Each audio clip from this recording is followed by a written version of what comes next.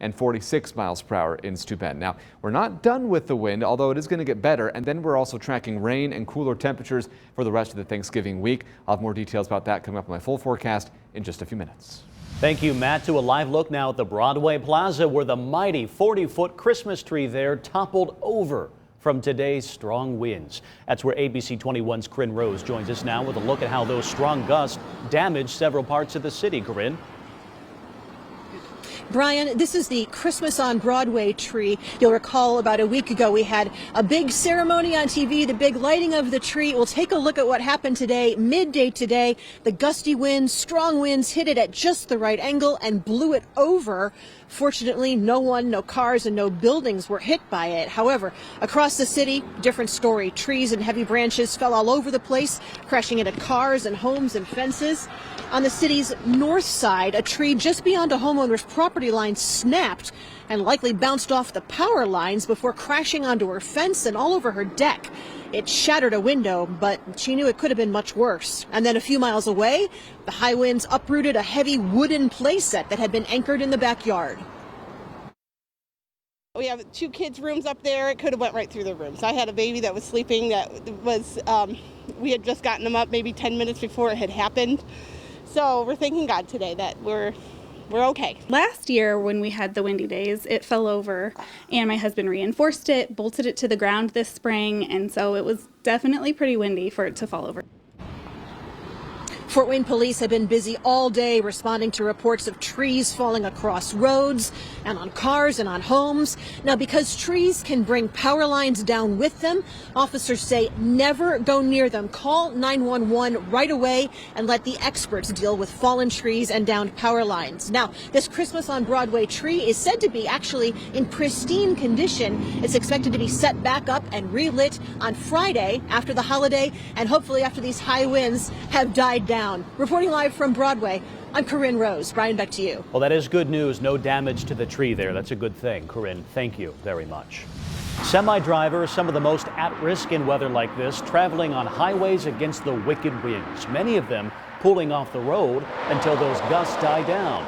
There were several reports of a semi-truck blown on its side in Huntington, just north of the Warren exit on 69.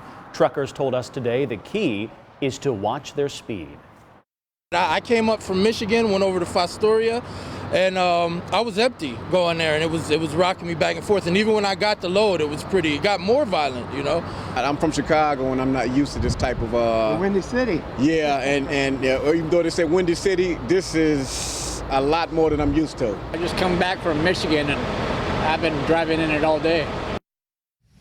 Hundreds of power outages reported to Indiana Michigan Power today. We're showing you a live look at the company's outage map online right now. Right now, these numbers just in: 5,000 people in 21 countries without power. That's about 3,100 in Fort Wayne, 600 in the Marion and Muncie areas, and about 1,000 in the South Bend and Elkhart areas here. But strong winds are preventing workers from using bucket trucks to get up to those high power lines, and that's causing a delay getting power back for many folks across the area right now. We'll keep you posted. Wicked winds across Indiana with similar 60-mile-per-hour gusts in the central part of our state. Other power companies like Duke Energy reported roughly 17,000 outages, as well as Indianapolis Power and Light with 22,000 customers left in the dark today. Also today, one of the busiest travel days of the year, and with it, 2 major storms across America. Camila Bernal has the latest. Clearing roads on the day before Thanksgiving. It's knee deep.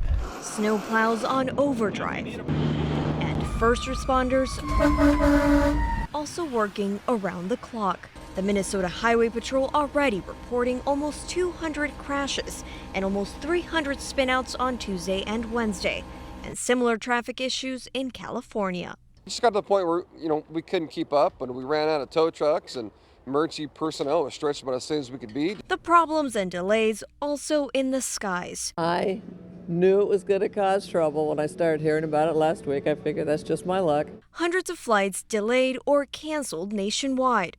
It's like a gamble, and not coming out on the top this time. Also not having a good day, the more than 200,000 customers without power. The majority of the outages in California, Indiana, Michigan, Wisconsin, and Kentucky. And in New York, it's still unclear if the Thanksgiving Day parade balloons will be up in the air. Many hoping for the best.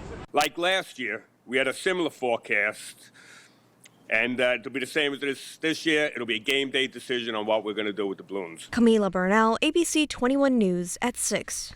As Indiana endures those wicked winds, our sister station in Duluth, Minnesota was hit with so much snow, officials in their neck of the woods are still working to clean up the mess. KBJR reporter John Cardinelli has a live look at the conditions that could have hit us. John? Hey, Brian, first I want to say thanks for having us on tonight. So right now I'm in the Canal Park area of Duluth, which is right off the shores of Lake Superior, and the streets here are just covered with snow. And that snow has led to ice, which has led to even more problems for drivers on the road earlier this morning. This morning's slick roads led to this 7-car pileup on 21st Avenue East at Jefferson Street in Duluth. The crash prompted police to close off a portion of 21st for some time so they could clean it up. A semi nearby had trouble making it up the hill, causing that chain reaction. No one was hurt from that crash, and we caught up with one driver who said he had a scary morning on the road himself. I drove this morning around 8 o'clock trying to bring my girlfriend to her house, and it was just terrible the whole time. I'm surprised we actually got stuck once and slid into a building on the alleyway. So it was a mess, and we just need plows out there now.